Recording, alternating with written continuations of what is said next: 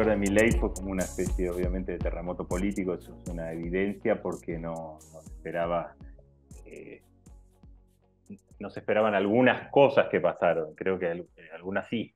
O sea, se veía venir que había un fenómeno político que encabezaba Milei, que era bastante disruptivo en la política argentina, porque no es una tradición la que él encarna, que yo creo que es muy novedosa, aunque se puede discutir después eso. Algunos dicen el neoliberalismo de siempre, ¿no? Yo creo que quizás derive en eso, pero es novedosa.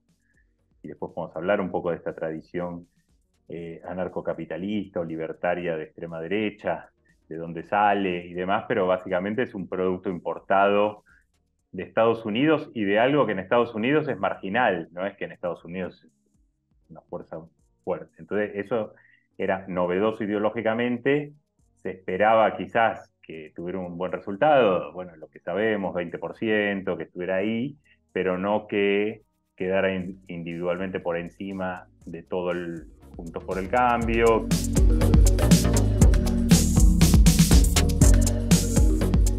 Incluso la grieta geográfica también rompida. Yo creo que esa voto antikirchnerista estaba siempre como en ese cinturón del centro del país, Cava, provincia de Buenos Aires, quitando el conurbano, Córdoba, Mendoza, ¿no? Toda esa zona que además tenía un sentido porque le permitía Juntos por el Cambio hablar de una especie de Argentina productiva contra el norte y el sur, como una Argentina dependiente del Estado, etcétera. Y Milei lo rompe eso. Y por último, creo que lo que también sorprendió, aunque ya se había visto un poco en la ciudad de Buenos Aires en el 2021, es la transversalidad social de clase del voto de Milei y el hecho de que haya un sesgo más bien a favor de él en las clases medias bajas y en algunas zonas populares, etcétera. Entonces creo que él expresó una especie de motín, de rebelión electoral, que obligó a todos los actores a leer el fenómeno, a tratar de entenderlo, a ver exactamente en qué consistía y por qué se había vuelto atractivo una figura así que no tiene estructura, que es muy aluvional, ¿no? Y eso yo creo que también es una característica de él, es el carácter aluvional de él y que es una diferencia con Trump o Bolsonaro.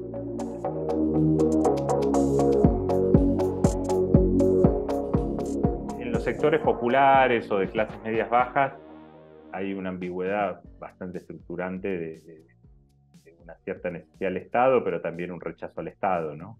Primero porque mucho de la Argentina, como toda América Latina, tiene mucha economía informal.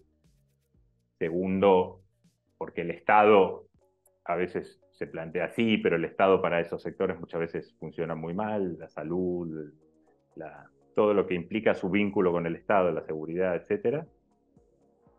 Y creo que hay una cierta expresión del voto a Milei de, bueno, eso, como alguien decía, creo que Pablo Douzón, si el Estado no me va a ayudar, que no me rompa las pelotas, ¿no? Un poco decir, bueno,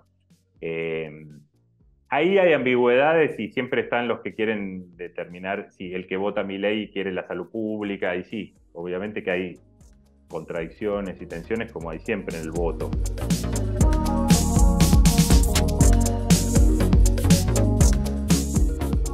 En las extremas derechas, creo, hay algo se puede usar el término hasta cierto punto, porque hay un discurso contra las élites, ¿no?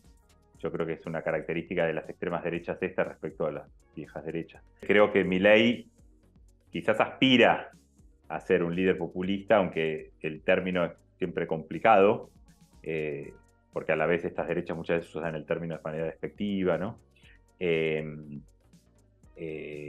Pero él sigue a un teórico que se llama Murray Rothbard, que en 1992, cuando nadie hablaba de esto, escribió un artículo que decía que la estrategia para los libertarios era el populismo de derecha.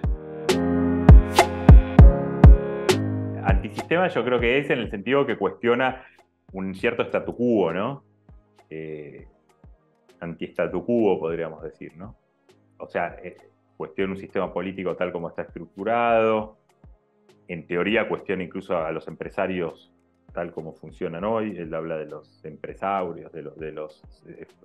que viven del Estado, etc. plantea ideológicamente incluso abolir el Estado, dice que hoy no se puede, pero eso es antisistema, porque el capitalismo, tal como lo conocemos, necesita del Estado. El abolir el Estado viene de otra tradición, que es el anarcocapitalismo, que es otra cosa. Entonces, yo creo que sí es anti-statu quo. Antipolítica yo creo que es más complicado, porque yo creo que él es antipolítica tradicional, pero a la vez yo creo que él, como decía antes, es muy ideológico. Primero diría sí, hay una crisis de la derecha tradicional, una crisis también de identidad de de la centroderecha, de los liberal conservadores como los conocíamos. En Occidente se ven tensionados por estas derechas. También hay que decir que estas derechas tienen muchas dificultades para ser mayoritarias. En todo Occidente les cuesta, no es que tienen un camino de rosas hacia la mayoría. Ideológicamente las extremas derechas son muy heterogéneas, pero en general comparten la idea de que vienen a romper el statu quo, y creo que capturan el inconformismo post-2008, post-2000, más o menos 2011, y cambió un poco la idea de indignación, creo. En 2011 había esta idea de los indignados, eran movimientos de izquierda. Si hoy pensamos en los indignados, imaginamos más cosas como el Capitolio, Brasilia, cuando los bolsonaristas intentan tomar instituciones, protestas contra las restricciones sanitarias. Y creo que, y cierro con esto, la derecha, estas radicales y anti-statu quo, instalaron una idea bastante fuerte de que ahora la élite es de izquierda y que la derecha sería la representante de la gente común.